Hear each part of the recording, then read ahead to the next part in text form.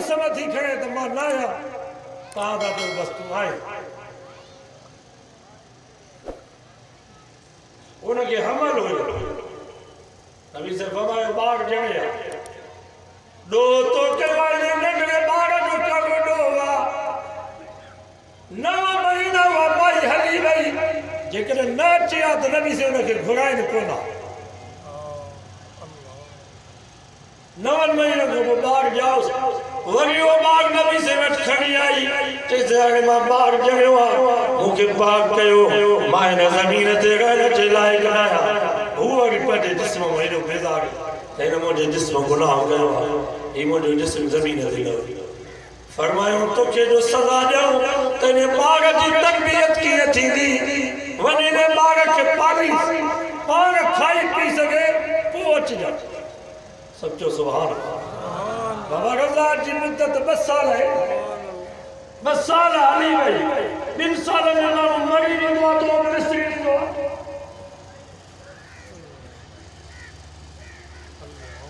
नबी से पुलिस वाला तो पूरा तैयार चला भाई जे न थो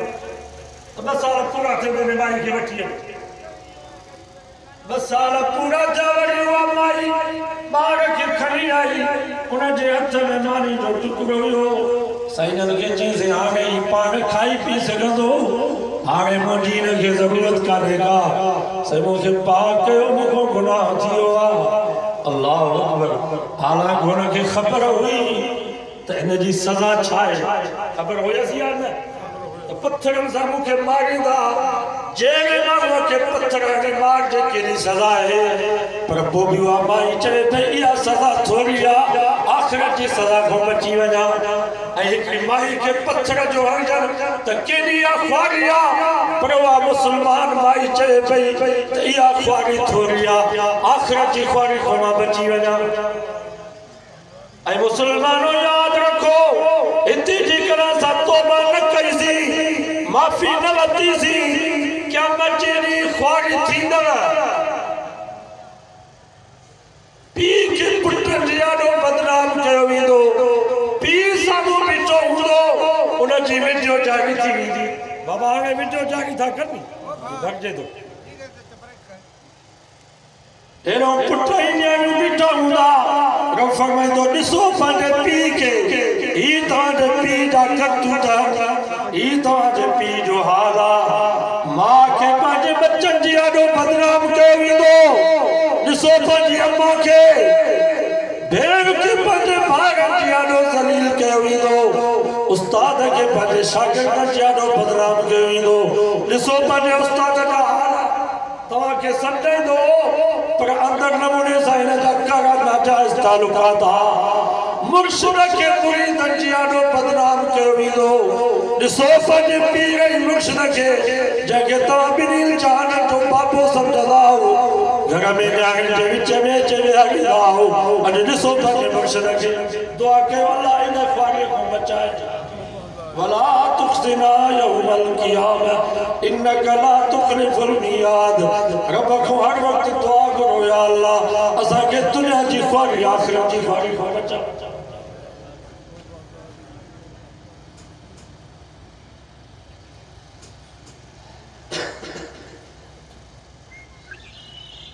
बस उन्हें से फरमाओ से लगे पत्थर पे आने लगे जो इंसान तकलीफ जो थी तो ने भजन उनके मुसलमानों ने को हड्डो होयो ऐ जुबान मा कुछ गुत्थो लफ्ज़ो न के गालाए अल्लाह तो के ढक्यो तो पांजो पाग के फाड़ कयो नबी से फरमायो चौथो ये चवी लकता बतौबतन लौ कुसिबत नबी से फरमाया माई जी तौबा अल्लाह के एडी वली वैया एडी ने माई जी तौबा रब के पसंद अची वैया जो जेकरे ने माई जी तौबा के रब सजे मदीने में तकसीम करे तो मदीने वालों के माफी मांगी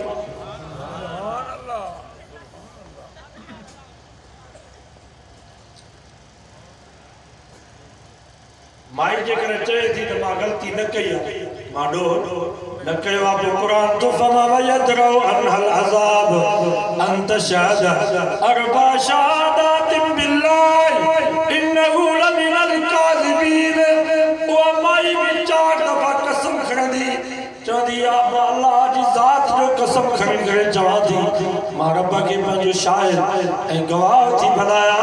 त इन्नहु लमिनल काज़िबीन इजा मुते तोमत आई आयो पूरो यो चाहे पूरो वल खामिसत अन्ना गज़ब अल्लाह अलैहा इन कान मिनस सादिकीन पंजो दफो चौधी जे करे यो सच्चो आ त मुते अल्लाह जो गज़ब आ कुरान तो फमा वयदरो अनहल अज़ाब 4 दफा माए ये चयो हाणे उनते का भी सजा काने का हाणे न मुर्स के हक़वा जो उनके कारी करे मारे न बा के हक़वा जो भेण के कारी करे मारे न पी के हक़वा जो न्याणी के कारी करो मारे न वडेरे के हक़वा जो इनके सालन जा साल के कोठी के हवेली में बंद करे छड़े कुरान तो फरमाए हाणे इनते का भी सजा काने का हाणे इन जो मामलो अल्लाह जे हवाले आ रब जाने इया जाने बाकी हाणे या माई न मुर्स जी न रहंदी हाणे या माई इन मुर्स जी न रहंदी इनके शरीयत में लिहाज चइबो आ अज खुद ज़ाले मुर्स जे विच में जुदाई थी वेंदी मर्दन जे ला ज़ालू खोड़ ज़ालुन जे ला मुर्स खोड़ ही कहिड़ो तरीक़ो आहे जो हुनखां जंहिं तोहमत हई आहे हुनखां 10 लख रुपया वठो वरी माईअ खे ॿी जाइ ते पढ़ाए छॾियो वो तो मायूं तो खुश थी तो इन मुख समूह जान छुट्टी 10 लख रुपया चटी सही तो चवा गलत वसा जो दोस्त हो अन्य आके जो मां गोठ जो नालो न तो खना वरी सब पुछा न कयो वज़ार मरी वो चई से मुके डाई कंदर कोट जे पासे ने चयो 80,000 रुपया खण तो तोखे शादी था करा 80,000 से मां खया डाड़ीअ खे बि कारो कयो पटको पायो ते पोतस वरी चई से मां उता कमे वेठो माईअ खे वठी आया ये आगा मुसलमान बेसई बेगरत बंजी चुका है ये मैं वापारी के दिखार दिया ढकी आई मकरी वापारी के दिखार दिया ये मुसलमान पर दुनिया में ये क्या था देखा है ये उता कमे वेठो आ उन माई के वठी आया था दिस तो के पसंद अचे दिया पछाड़ी में उन जा चप्पल भी मथे खणी दंद भी ॾेखारंदा त बिड़ा दिया है बोले ये मुसलमान जैसे वो माई जो आई तो रोए पैसारो कतार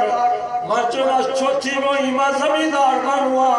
मां तो के खुश कंदस दुखियो न कंदस तो ने माई रोई करे जमोर साहब मोजो पी त जाले मोजा भारत जाले तू जुल्म चतो करे तो नेक नमाजी दूर सर में अची भाई मुखे लख रुपए में विक्यो बस साल मोने मुर्स वटो यस बच्चा उते मोजा रोंदा था वतन उन्हें मुखे तलाक भी न दिया वरी जुल्म करे मुखे ते हारे वरी 80,000 में तो के दाके तो मां तो का पूछा तो इन कौम ते खुदा जो अज़ाब अचे या न अचे वो सारे के पपड़ की बीमारी लगे या न लगे वोमल की अच्छी मक्खी लगे या न लगे तो इमरान जाड़ा कन्नेगा सा के मथे हुकूमत छो न कर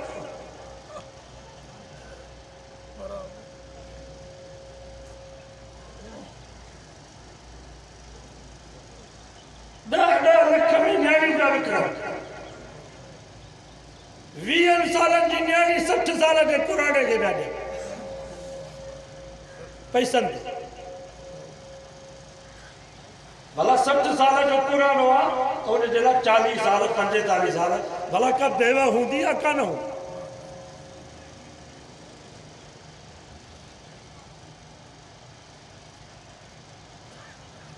10 लख न्याणी की कीमत है माने दाद लगा रही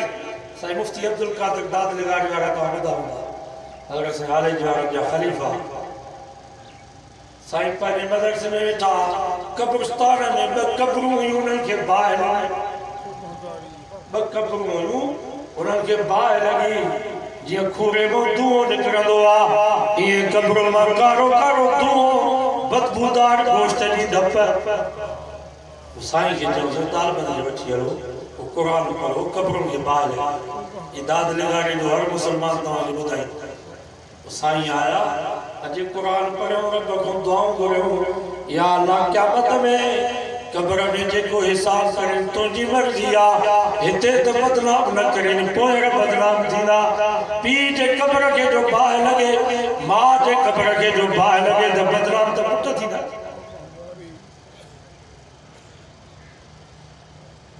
पुछा कयो हुन जो ॾोह कहिड़ो हुयो चयोसि हिन पंहिंजूं नियाणियूं विकियूं हुयूं भाई सर पीउ माउ जी बददुआ लॻंदी आहे बाक़ी नियाणियुनि जी पिट न लॻंदी पोइ नियाणियूं वीचारियूं ॾुखियूं हुयूं छा चवनि राति में पीउ माउ खे पिटींदियूं हुयूं या अल्लाह असांजे अबे मां असांजा पैसा वठी करे पाण सुख में पिया गुज़ारनि असांजी ज़िंदगी ज़हर कयो या अल्लाह असांजे अबे मां जे कब्र खे बाहि जो पूरो बना उन नियाणियुनि जी पिट लॻी पीउ माउ जे कब्रुनि खे बाहि लॻी ऐं दूहो कारो माण्हू ॾिठो हालांकि 20 सालनि जी नियाणी आहे तव्हां हुनखे 20 सालनि जो मुड़ुस ॾियो था नी छा नौजवान हुनजे हम उमिरि या हुनखां नंढो आहे पोइ बि क़ुर नबी फरमाया ला तुजबर वला निकाह अल बिकरुल बालिग निकाह ते इन नियाणी आकिल बालिग उनखे मजबूर न कयो 20 सालनि जो मुड़ुस थो मिलेसि या पाण खां नंढो थो मुड़ुस मिलेसि तॾहिं बि नबी फरमाया उनखे मजबूर न कयो छो त सॼी ज़िंदगी उनखे निभाइणो आहे तव्हां 20 सालनि जी नियाणी खे 60 साल जो पुराणो था ॾियो या कंहिं तव्हांखे इजाज़त ॾिनी आहे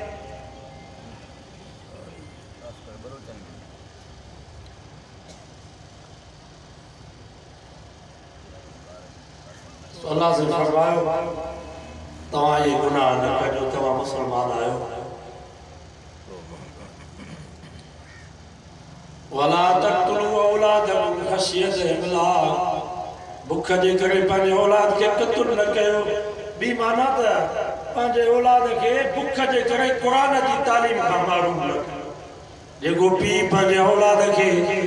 माश जे मसइले जे करे क़ुर जी तालीम खां महरूम थो करे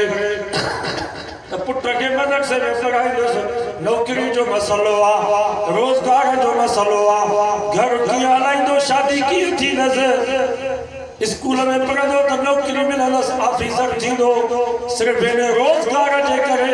माश जे मसइले जे करे पंहिंजे औलाद खे क़ुर जी तालीम खां महरूम थो करे इमाम कुर्तुबी फरमायो इहो बि पंहिंजे औलाद जो क़ातिल आहे क़यामत जो ॾींहुं थींदो इन औलाद जा हथ हूंदा अबे अम्मा जी गिरबान हूंदी रब खे चवंदा रब्बना आतिहिम ज़ैफ़ैन मिनल अज़ाब वलअनहुम लानन कबीरा या अल्लाह असांजो कहिड़ो ॾोह आहे ॾोह त असांजे वॾनि जो आहे असांखे नमाज़ी बणाइणा असां नमाज़ी थी वञूं हा असांखे मदरसे में छॾींदा असां क़ुर जा हाफ़िज़ ऐं आलिम बणिजी वञूं हा असां गाह न कंदा हुआसीं त लठियूं लॻंदो हुयूं स्कूल न वेंदा हुआसीं त मानी बंदि थी वेंदी ख़र्ची बंदि थी वेंदी पर मदरसे में क़ुर पढ़ण जे लाइ न वियासीं त ॿिया मां खे मुंहं में घुंड बि कोन पियो असांजो ॾोह कहिड़ो आहे ॾोह हिननि जो आहे आतिहिम ज़ैफ़ैन मिनल अज़ाब असांजो अज़ाब बि हिननि खे कर वलअनहुम लानन कबीरा वॾी लानत जा हक़दार इहे आहिनि जो असांखे क़ुर जी तालीम खां महरूम करे उन्हनि अंग्रेज़नि कुतनि जी वॾी तालीम ॾिनऊं कहिड़ा अंग्रेज़ कुता कहिड़ी उन्हनि वटि इंसानियत अंग्रेज़नि वटि उन्हनि ज़ालिमनि वटि कुतनि जे लाइ इस्पतालूं आहिनि कुतनि खे पाण सां गॾु खाराईंदा पाण सां गॾु सुम्हारींदा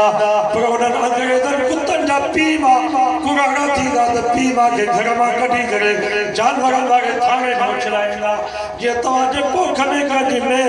कंहिंजी ढगी कंहिंजी बकरी पवंदी आहे पोइ लठियूं वञी वञी ढक में उछलाईंदा हो जानवरनि जे थाणे में उहे कुता अंग्रेज़ जेके चवंदा असां में इंसानियत आहे उन्हनि जा पीउ मां कुराड़ा थींदा त घर मां उन्हनि खे कढी वञी थाणनि में उछलाईंदा सरकार खे चवंदा असां तव्हांखे पैसा ॾींदासीं इन्हनि कुराड़नि खे हिते रहायो घर में थुकूं था उछलाइनि घर में खंगनि था असांजी निंड था फिटाइनि केरु हिनजी ख़िदमत कंदो मां तव्हां खां पुछां थो पैसनि ते सरकारी माण्हू पीउ मां जी ख़िदमत कंदा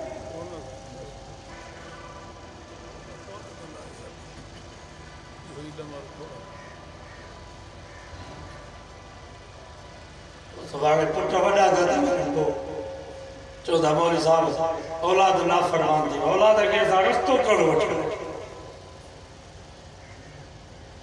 औलाद खे असां रस्तो कहिड़ो ॾियूं स्कूल तो वने पुट त सुबुह जो उनखे अम्मा वेचारे थी तेल साबुण कचल क्रीमूं पाउडर किताब उनजा सेठ थियल इस्त्री थियल लटा बि उनखे पाराए 50 रुपया उनजे खीसे में मां पे खर्ची विझे ऐं मदरसे में तालिब कुरान पढ़ण जे लाइ अचे थो त रात वारी कांच जेका पेशाब वारी आहे उहा बि अम्मा उनजी मटाईंदी न हथ धोतसि न मुंहुं धोतसि पलीत कांच सां बचो अचे मस्जिद में कुरान थो पढ़े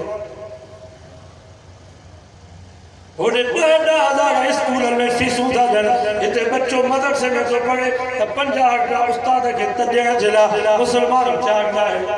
उते स्कूल में ज़ाल ऐं मुड़ुस ॿई 8 ॾींहं 15 ॾींहं बीठा असांजे पुट पढ़ियो आहे या न मदरसे में कॾहिं आया हो उस्ताद खां पुछा कई त असांजो पुट केतिरो पढ़ियो उते 15,000 जुदा पिया ख़र्च कयो 5,000 ट्यूशन जा जुदा पिया ख़र्च कयो भला मदरसे में क़ुरान जी ट्यूशन करे पुट खे पढ़ाईंदा त सुबुह जो टाइम कोन्हे भला शाम जो मौलवी साहब अचो उतां के में असांजे बच्चे खे सही नमूने सां क़ुरान पढ़ायो क़ुरान जी असांखे ज़रूरत ई कान्हे का हाणे इहो पुट जो वॾो थींदो त इहो अबे खे सेज ते विया हाफ़िज़ ज़ुल्फ़िकार अली नक्शबंदी खुतबा दे फकीर में हिकिड़ो वाक़ियो लिखियो आहे हिकिड़ो क़ुरान हुयो पुट खे पढ़ाई मज़दूरी करे हार पा करे ऑफिसर खे एकदम ज़ाल खे चई त पटको बि मुंहिंजो खणी आ वो टायर वारी चप्पल उनखे बि तेल हणी आ त मां पंहिंजे पुट जो रोब ॾिसी अचां पंहिंजे पुट जो दाबो ॾिसी अचां पटको छा हुयो इहो ॻाढ़ो अंगूशो लीकुन वारो पातई टायर वारी चप्पल पालिश तो उनखे थींदी कान्हे कारो तेल उनखे हणी पी आयो पंहिंजे पुट जे ऑफिस में पुट जो पी खे ॾिठो त पटे वारे खे चई न क़ुरान खे ॿाहिरि आ पट्टी वाले कुराने की चए चाचा साहब तो चए तो बाहर वियो माली मसरूफ कुराने चए बाबा साहब के चो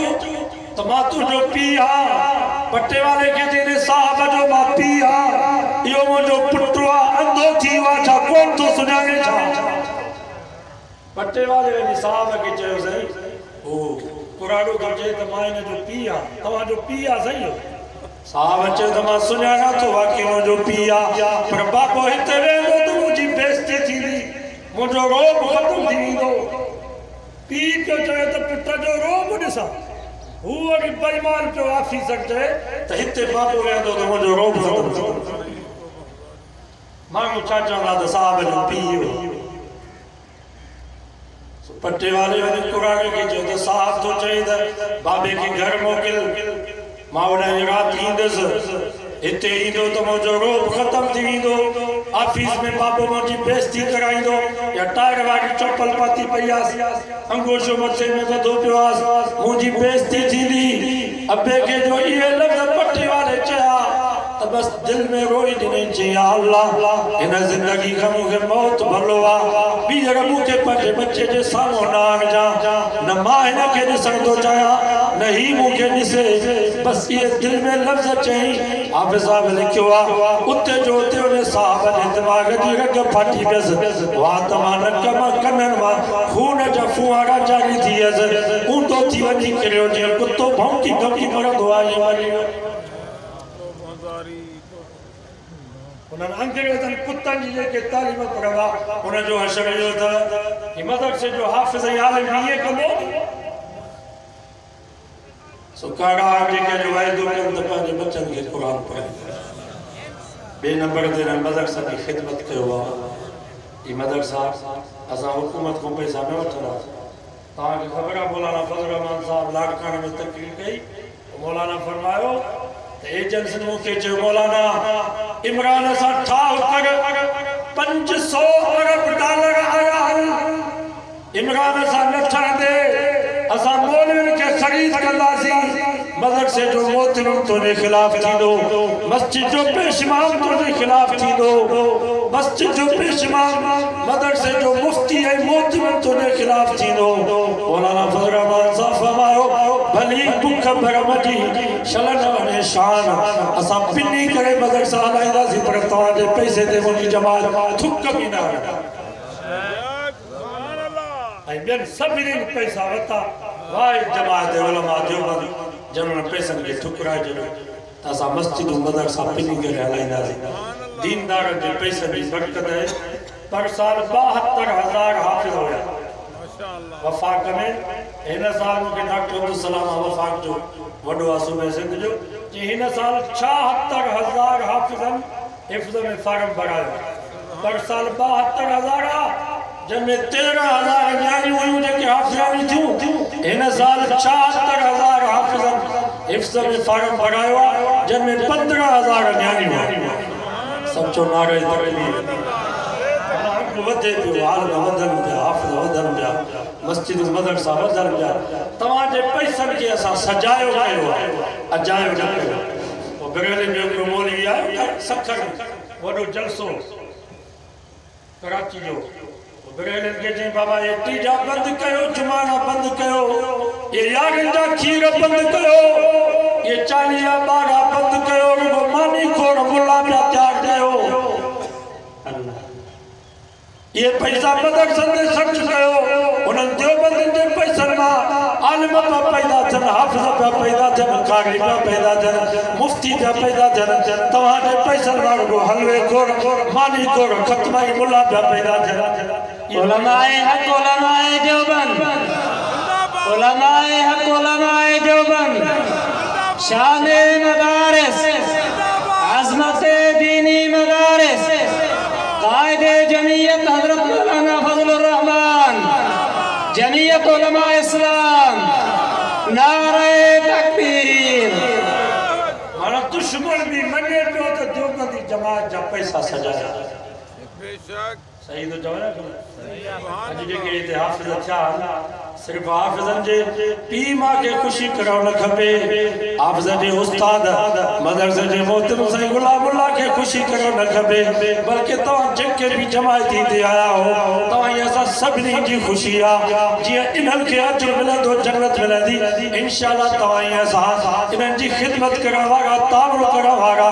इन्हनि जे खुशीअ जे काज में अॼु असां शरीक थिया आहियूं इंशाअल्लाह क़यामत जे ॾींहुं असां बि इन्हनि सां गॾु जन्नत में वेंदासीं आमीन इंशाअल्लाह असां इन जे जोनी खे पकड़ींदासीं त ही करो ज़ुल्म असां अन्न ॾिनोसीं चांवर ॾिनासीं 500,000 रुपया ख़ैरात ॾिनीसीं तव्हांखे लटा कपिड़ा वठी ॾींदासीं ही अकेला त जन्नत में वञो ऐं इंशाअल्लाह ही इहे अकेला न वेंदा रब खे चवंदा या अल्लाह हिननि जो बि असांजे तालीम में हिसो आहे हिननि खे बि इजाज़त ॾे त रब फरमाईंदो क़ुरान जे सदके सभु जन्नत में आमीन इंशाअल्लाह इन क़ुरान जे सदके तव्हां असां सभु जन्नत में वेंदासीं अज़म कयो त इंशाअल्लाह मदरसे जी खिदमत कंदासीं वरी 26 मार्च जेको मौलाना ऐलान कयो यादि अथव वरी भी याद जगह तो त्याग थी वियो बाबा इंशाअल्लाह हां मता ता जो ऐलान वापस थी दो न आगे को जी तैयारी कयो आजमाइश भी वडी आ इम्तिहान भी वडो आ जो तो कणक जो लाबारो भी शुरू थियण वारो शैतान चवंदो बाबा हे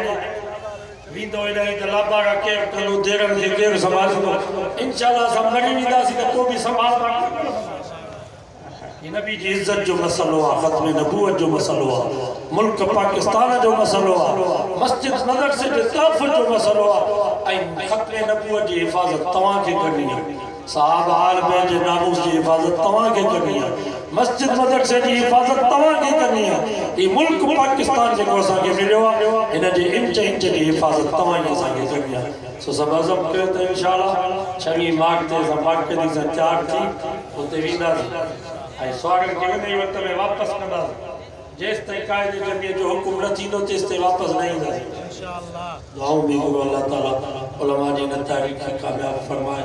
असांजे मुल्क पाकिस्तान जी रब हिफ़ाज़त फरमाए मसाजिद मदारिस जी रब हिफ़ाज़त फरमाए नात जे लाइ दावत ॾिजे थी।